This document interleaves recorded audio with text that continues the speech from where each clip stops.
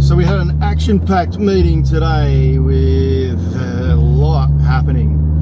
I caught up with the team, the core admin members and the main office team again for the first time in quite a few weeks, so that we could review the general operational plan and follow some of the progress on some of the steps that we've been working on there that I mentioned a few videos back. So one of the things that they've been working on is improving their system for managing back orders, and we're making some progress there. They've figured out how to extract the information out of their management system and convert it into a format that's going to be useful and easy to refer to, because the way that the system spits it out naturally isn't ideal.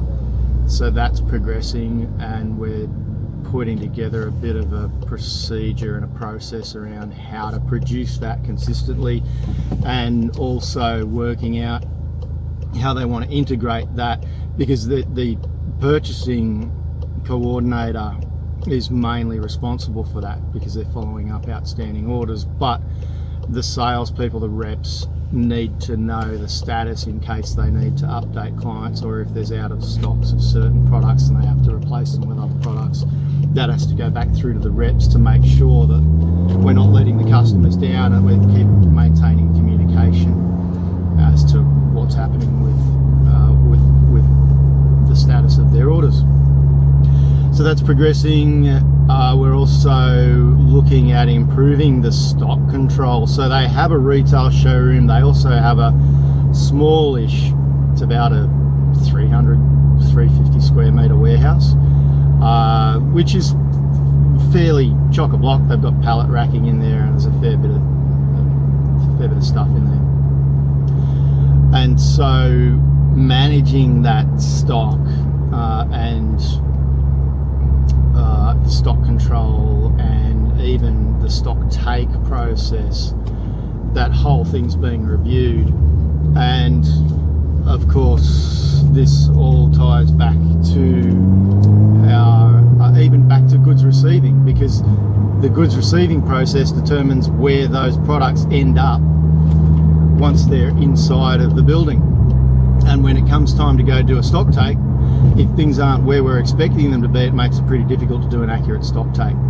So we're working on that. I saw today they've got a map, a basic floor map of the layout of where all the key components should be. However, we're looking at their inventory management system, and it looks like that will allow them to set up bays and locate and allocate specific locations for individual items within the warehouse and the showroom area, which will then make stock control and stock take much easier.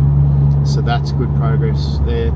I also caught up a few videos back. I also mentioned the putting together a form for just managing embroidery orders for uniforms.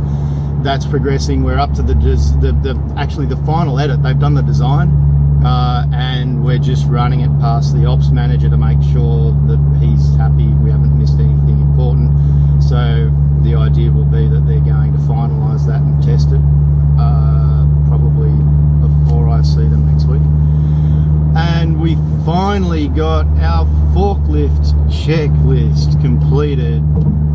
The format that they've been using in the past wasn't ideal, so it wasn't a particularly big effort to put it together, but it needed to be done because it's a necessary part of compliance and safety management. So we've just made that simpler and more concise and easier to maintain the records as well. So that was on the operational side. On the sales side, I was really impressed. So we've talked in the last few videos about the sales plan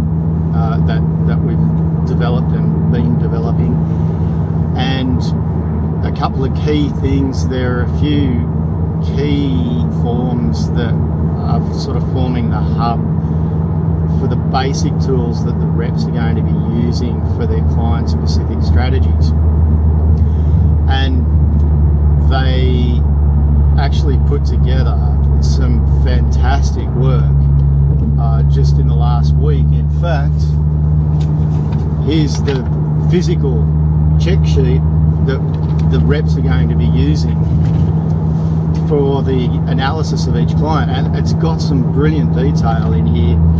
So we've got that check of what materials the clients are actually using versus what BizGear is supplying them. But then we've also got additional details, key contacts, customer feedback about service, requirements, even questions around upcoming events, and even marketing campaigns that their clients might be running where they might need additional supplies. Just any on their referring back to their calendar of events for the year, so that BizGear can sort of help support any of the relevant activities that their clients are going to be implementing throughout the year. And then an additional section, there's 3 pages in that document, and an additional section for upsell, cross-sell strategies and any other business development ideas. And although it's in a physical format, ideally you'd have it set up in an app or as a piece of software, but the beauty of this is we can trial it, see how it works, and if the process is effective, then we can start to merge that into some form of a database. And eventually the goal would be to have the reps in the field with something like a tablet where they can manage all of this electronically. So that's the big picture goal. But in the first instance, the reps are actually happy. They're kind of old school. They're sort of more mature people, the 2 sales reps, and they like paper and pen, and it works for them. Although we have had incidents of the occasional lost document here and there, but it doesn't happen too often. And then the other thing that we've talked about is the other list, which is their individual client lists and categorizing those from 1 to 3. So we've had rep number 2's done his with a bit of prompting from me today. It took him 5 minutes, did it while I was there. And rep number 1, I have been assured that she will have hers completed by next week, and we will also, they're also going to start daily starting to fill in their client product sheets. This is the sheet that I just showed you. And the combination of those 2 things are then going to bring us to the next little step in our low-hanging fruit strategy for increasing sales, which is just developing what we've got with each client, improving the sales with the existing client base. The next step is to then organise meetings with the business owner and the reps both together in attendance for a more of an official kind of client meeting where the business owner can go out and do a site visit and touch base with a lot of the clients he has existing relationships with. In fact, a lot of those clients initially started, he brought them into the business and they started out as his clients. So he has a good relationship with them already, but it's just a nice bit of a PR exercise for him to go out there. But also he's got that analytical mind, and he'll be making sure that any opportunity that exists, he's going to spot it and make sure that that gets incorporated into the sales, individual client sales strategies as they go forward. So pretty impressive. He actually did even more. We've got product categories, we've got products within subcategories, the whole series. It's a fantastic little reference library that he's put together in just the week. And a tip for anybody watching, ChatGPT did all of this in about an hour, and he if you put the right prompts in, the AI tools are absolutely brilliant. So we've also, I actually met with a couple of when I was meeting with the other team members today, introduced them to ChatGPT. I was surprised that there were a few of them hadn't even heard of ChatGPT yet. So this is going to, because we're going to have to develop some procedures, quite a few procedures as part of the operational planning process, and that's always a little bit daunting.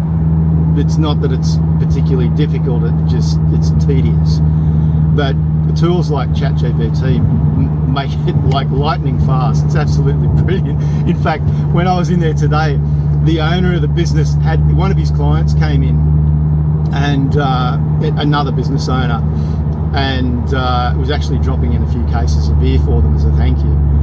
And they were having a chat, and he said, "Oh yeah, I've got we're working on our policies and procedures as well. I got my office girl working on a smoking policy today." He said, "Mate, don't waste your time." So my client walks into his laptop, types into ChatGPT, write me a smoking policy for a small business, and ChatGPT spits it out in 30 seconds. He prints it out, gives it to his mate, and then emails it off to him. It's like I would have had my secretary spend half a day putting that together. So yeah, if you don't know what ChatGPT is yet, it's time to find out. Very useful tool. So some great progress today, and I was surprised actually that the quality of what's come out so quickly is impressive. So it looks like we're certainly gaining momentum in terms of implementation of the plan. Obviously we want to see that translate into improvements in efficiency and revenue, but from what's being put together we can see that that's pretty clearly the direction that we're heading in, and I'll update you in the next one.